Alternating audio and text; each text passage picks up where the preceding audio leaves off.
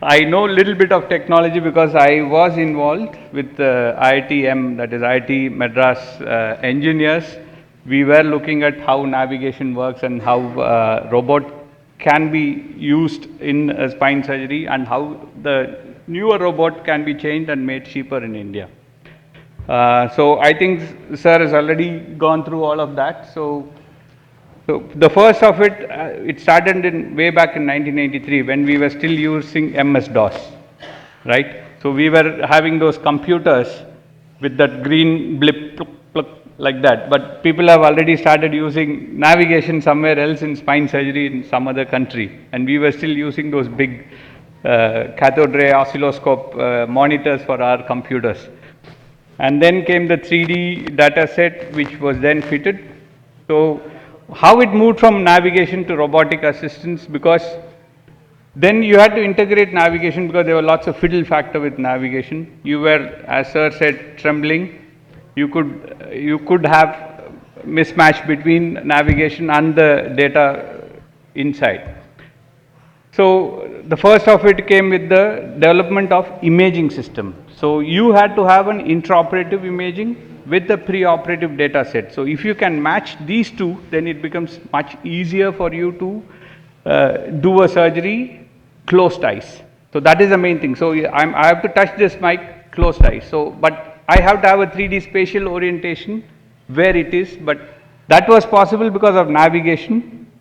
But the navigation had lots of issues because you have to see, but with the robot you don't have to see anything. That's the fiddle factor which is removed in that. I'll tell you what technological advance is that.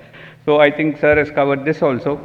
So that, and he has told about all these 3 or 4 types of robots which are contemporarily available.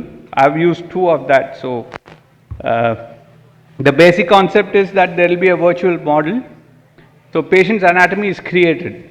So in a surface anatomy model where you see in total knee replacement, it is a model which is already available and you mark the surface, the model is rebuilt to the surface you have marked. But here we have a patient's model in a CT scan, in the form of a CT scan which is of specified cuts. Then you register, then you plan your surgery on that, like you plan your trajectory, length, breadth of the screw, everything.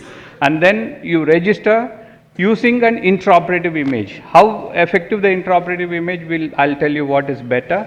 Then you have to create a 3D surgical field. So there is a camera, there is an infrared array, there is a robot. So all these 3 have to communicate with each other. Then you get a closed space where you can do things blindly.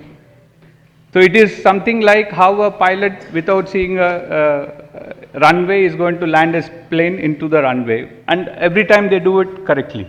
Otherwise none of us would have landed in Ahmedabad today. So types of robotic systems, sir has already said, the telesurgical robotic system is not available for spine surgery. Telesurgical is where you operate the robot sitting somewhere else in a console, and then you do the movements and the robot executes the movement. What we are doing is a supervisory controlled robot. That is where you have already planned, and then you want the robot to show you what you have planned, and then you do the surgery by standing there with the robot. So it's called the shared control system, where a navigation, the robot, and you 3 of us are involved in this surgery.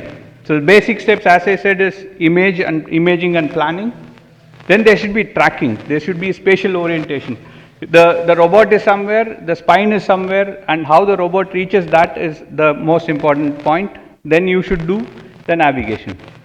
So what makes the robotic navigation reliable is because if you have the patient's anatomy specifically made that time, like you did a 3D CT, you did those slice cuts, and then every millimeter or 0.5 millimeter is fed to the computer, and that you match with your intraoperative imaging. That's how it is made more reliable. So CT scan is the most ideal thing because we are doing bone surgery, and then the bone is more clearer. MRI has poor hard tissue representation. So MRI navigation is still not there, except for, even for brain tumors, they do more of CT scan than MRI. The X-rays, if you have a 3D X-ray is good, 2D X-rays still have lots of spatial disorientation. Then you have these slices fed to the computer, you create a 3D model, then you plan per slice, every millimeter of your screw, every 0.5 millimeter of your screw is planned into this image which you have already made. Then the most important is the tracking system. So if you cannot track where the robot is and where the patient is and where the anatomy you have fed to the robot is, so these three have to be tracked together into something called a spatial orientation. So if it is known, if you have to have 3 points to be, it should be 3 non-collinear points. If it is in single line, then you cannot track any of that. So it has to be in 3 different orientation, that is X, Y and Z axis.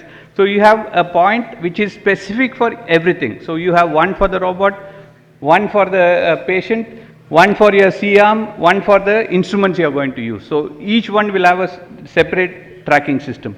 There are 2 tracking systems which we use.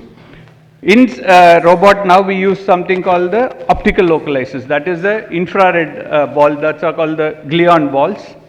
The knee systems, most of them use the electromagnetic. They require a battery to activate. They are flat panel tracking systems. So you can see the difference. These are the things which we use commonly in our spine, where there is this ball, small balls attached, and they are in 3 different angles, and each one has a specific length, depth and height. The markers, as I said, can be usually the T cos you are seeing is not cos theta, sin theta, cos, it is only coordination sign. So you should not confuse sin theta, cos theta here. So the more number of markers you have, better is the coordination. Then you have to have something like if the patient is moving, as sir said, if the patient was moving, like the pediatric pedicle was moving. So how to track that? So that tracking is done by the dynamic reference body, which is again fixed to the patient. In some of the robots, the robot itself is mounted on the patient. There is a pin which goes into the pelvis which fixes the robotic arm so that the robot moves, table moves, patient moves and the robot moves. But here if you have a standalone, then this DRB is studied by the robot, by the camera, so that the patient mobility is also known, and then the robot can tell you whether you are going in correct direction or you are like deflecting. The rigid body concept is that usually there should be a camera coordinate system, that is the C-cos, tool coordinate, the tool which you are using, and the local coordinate which is the patient coordinate system. So the T-cos, C-cos, A-cos are all mainly these systems which are actually read. So there are algorithms written, software algorithms written by localizing each array. So each array is made for this. So if a depth of 30 millimeter is calculated, so that tool which you are using should go from point A in the patient's spine to point B, which should be 30 millimeters. So this is that spatial orientation is created by the software. So that is the most important thing which is in the machine. 1 minute, yeah, last 2-3 slides. So ultimately you have to register.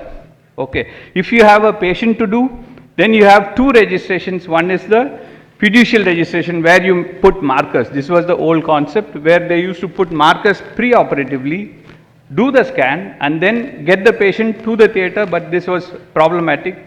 Then there is shape-based registration, which is now being still used for knee replacements. If you would have seen knee patients, they will be just marking on the surface. So there's already a 3D created model. If you mark, the 3D created model is reshaped to what the patient's shape is.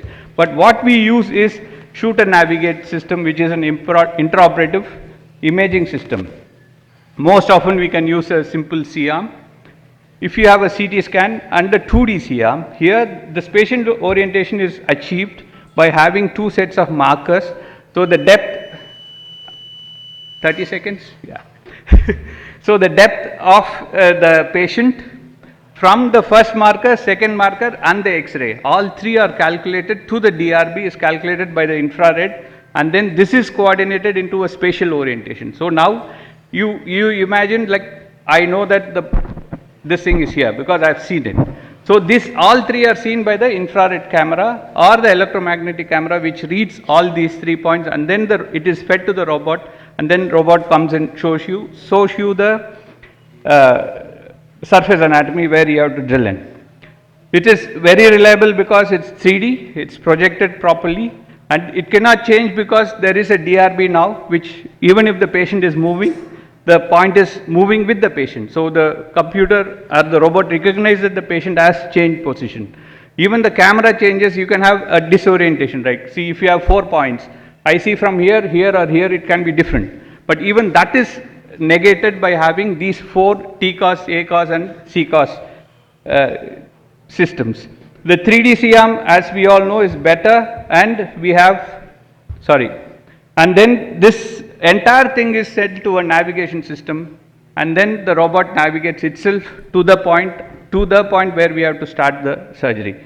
So that's it about future directions. As sir said, it is going to be more of artificial intelligence and virtual reality. They are in the labs. It is going to come. Virtual reality is going to take over. No microscopes, nothing is required. You just have to wear some goggles, start doing surgery. That's what is going to be. Thank you.